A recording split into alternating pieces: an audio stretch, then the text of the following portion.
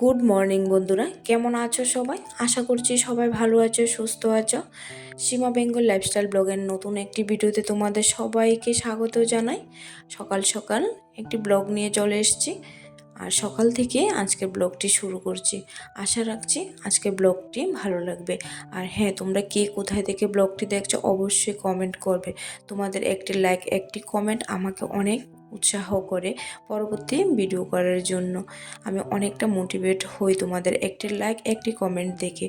তো অসংখ্য ধন্যবাদ যারা আমার অলরেডি পুরনো বন্ধু আছো, তাদেরকে অসংখ্য ধন্যবাদ। আর নতুন বন্ধুদেরকে ওয়েলকাম জানাই। তোমরা যারা এখনও আমার চ্যানেলটি সাবস্ক্রাইব করোনি, তারা অবশ্যই আমার চ্যানেলটি সাবস্ক্রাইব করে একটি লাইক দিয়ে পুরো ভিডিওটা দেখে একটি কমেন্ট করে যাও, কারণ পরবর্তীতে যেন আমি তোমাদেরকে থ্যাংক ইউ জানাতে পারি। তো এতক্ষণ যে কথাগুলি বলছিলাম তা কেউ মনে লাগাবে না, কেউ খারাপ পাবে না আর কি। তো সকাল সকাল ফ্রেশ ট্রেশ হয়ে এক গ্লাস উষ্ণ গরম জল খেয়ে নিলাম। সকালবেলা ঘুম থেকে উঠে যদি আমরা প্রত্যেকে যদি এক গ্লাস উষ্ণ গরম জল খাই, তাহলে আমাদের শরীরের জন্য অনেক উপকারী। আর তোমরা কি সকালবেলা উষ্ণ গরম জল খাও? অবশ্যই জানিও কিন্তু। আর যারা যারা খাও তারা সবসময় কন্টিনিউ করবে, আর যারা এখনও খাও না তারা এখন থেকে শুরু করে দাও, কারণ এক গ্লাস সকালবেলার এক এক গ্লাস উষ্ণ গরম জল আমাদের অনেক হেল্পফুল, আমাদের শরীরের জন্য অনেক উপকারী। তাই আজ থেকেই শুরু করে দাও। ছোট্ট একটা টিপস শেয়ার করলাম, আশা রাখছি ভালো লাগবে। আর দেখো, আমরা প্রত্যেকেই তো সকাল ঘুম থেকে উঠে সকাল সকাল ফ্রেশ হয়ে এক কাপ চা না খেলে নাই হয়। তা এই এক কাপ চা দুধ চাটা যে আমাদের কতটুকু ক্ষতিকর, ক্ষতি করে আমাদের শরীরে, তা আমরা বুঝতে পারি না। যখন ক্ষতি হয়ে যায়, শেষ পর্যায়ে চলে যায়, তখন আমরা বুঝতে পারি। যেন আমিও চা খেতে খুব ভালোবাসি। এখন যে চাটা গ্লাসে করে নিয়েছি, এমন এক গ্লাস চা আমি দুধ চা, একদম ঘন করে দুধ চা খেতে পছন্দ করতাম, কিন্তু নিজের ক্ষতি নিজে করে নিলাম। তাও প্রায় অনেক দিন ধরে আমার খুব অসুবিধা হচ্ছে। ডাক্তার বলেছে যে আমার দুধ, চিনি এগুলো থেকে একদম দূরে থাকার জন্য। তাই চা খেয়ে অভ্যাস তো, সকালবেলা একটা কিছু না খেলে না ভালো লাগে না। তার জন্য নিজে একটা খুব হেলদি একটা চা বানিয়ে নিলাম। এই চাটা খেতে হয়তো প্রথম প্রথম ভালো লাগে না, কিন্তু খেতে খেতে অভ্যস্ত হয়ে গেছি আমি। এখন আমার কাছে খুব ভালো লাগে। আর এই চাটা না, এই চায়ের মধ্যে দিয়েছি আমি আদা, তুলসী পাতা, লং, গোলমরিচ আর সামান্য একটু লবণ আর গুড় দিয়ে, চিনি দিইনি আমি। আর খেতে অতটা খারাপও লাগে না, বেশ ভালো লাগে খেতে। তো অবশ্যই একদিন ট্রাই করে দেখবে। আর দুধ চা যে খাই না তাই নয়, কিন্তু মাঝে মধ্যে যখন মনে হয় একটু দুধ চা খাই, কিন্তু প্রায় দিন এই চাটাই খাই আর কি। কী করবো, অভ্যস্ত যখন হয়েছে একটা কিছু তো খেতে হবে, তাই না? তাই দুধ চায়ের বদলে এই চাটা খেয়ে নিই।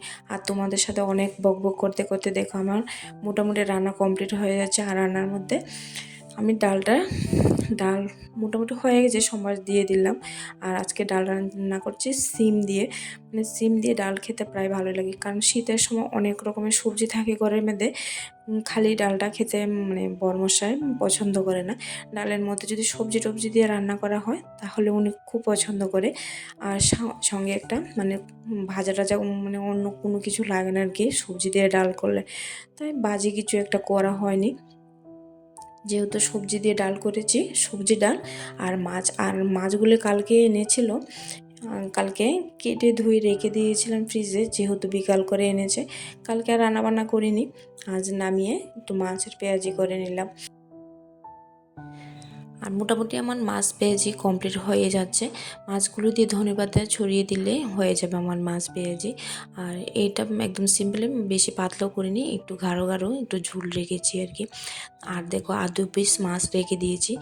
মেয়ে বলছে যে মাছ সেদ্ধ করার জন্য, তখন একটু ভয় পাচ্ছিলাম, কোনো তো মাছ সেদ্ধ খাইনি, ভালো লাগবে কি না, তার জন্য 2 পিস রেখেছি।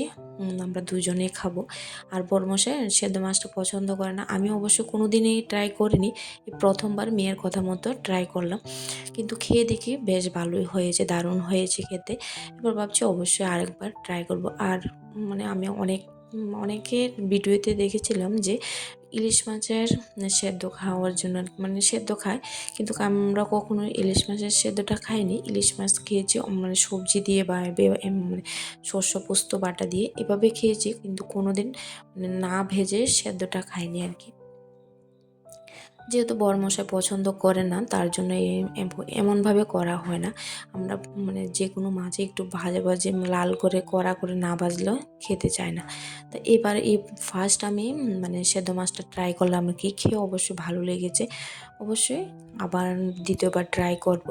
আর তোমরা কে কে সেদ্ধ মাছ খেতে পছন্দ করো অবশ্যই জানিও। আর সেদ্ধ মাছটা অন্য মানে কেমনভাবে সেদ্ধ করে খেলে ভালো লাগবে অবশ্যই কমেন্টের মধ্যে জানিও। তোমাদের তোমাদের কমেন্ট দেখে অবশ্যই আমি একদিন ট্রাই করব। তাহলে আমার রান্না খাওয়া মানে মোটামুটি কমপ্লিট হয়ে গেছে। এখন কিছু বাসন রয়েছে, এগুলি মেজে ঘষে ধুয়ে নিলে আমার রান্না মোটামুটি কমপ্লিট। আর ভাবছি আজ একটু বেসিনটা পরিষ্কার করব, তাহলে আমার মানে রান্না করে পুরো কাজই কমপ্লিট হয়ে যাবে। তাহলে ভিডিওটা আর বেশি বড় করছি না, এই পর্যন্তই। সকলে ভালো থেকো, সুস্থ থেকো, আর দেখা হবে পরবর্তী ভিডিওতে।